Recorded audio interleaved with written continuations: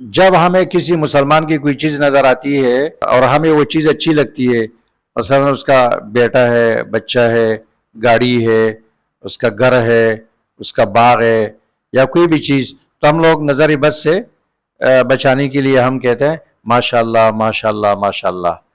یہ بات سنت کے خلاف ہے۔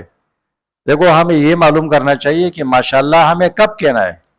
ماشاءاللہ آپ کو اس وقت کہنا ہے جب آپ کو اپنی کوئی چیز اچھی لگے، اپنی کوئی چیز آپ کو اچھی لگے، اپنا بیٹا، اپنا گھر، اپنا باغ، اپنی گاڑی، اپنی کوئی بھی چیز آپ کو اچھی لگے تو آپ کہیں گے ماشاء اللہ لا قوت الا باللہ۔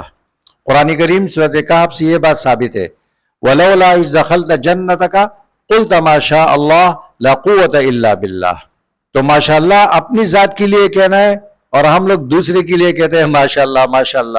یہ سنت کے خلاف ہے۔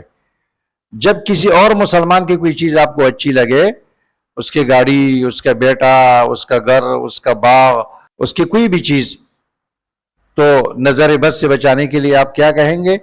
حدیث میں آتا ہے فَلْيَدْعُ لَهُ بِالْبَرَكَةِ۔ اللہ کے رسول صلی اللہ علیہ وسلم فرماتے ہیں کہ جب آپ کو اپنے مسلمان بھائی کی کوئی چیز اچھی لگے تو فَلْيَدْعُ لَهُ بِالْبَرَكَةِ، اس کے لیے برکت کی دعا کرے۔ اللہم بارک لہ فیہ، یا اللہ برکت عطا فرما، اللہ تعالیٰ اس میں برکت عطا فرمائے، اور عربی میں کہتے ہیں تو اللہم بارک لہ۔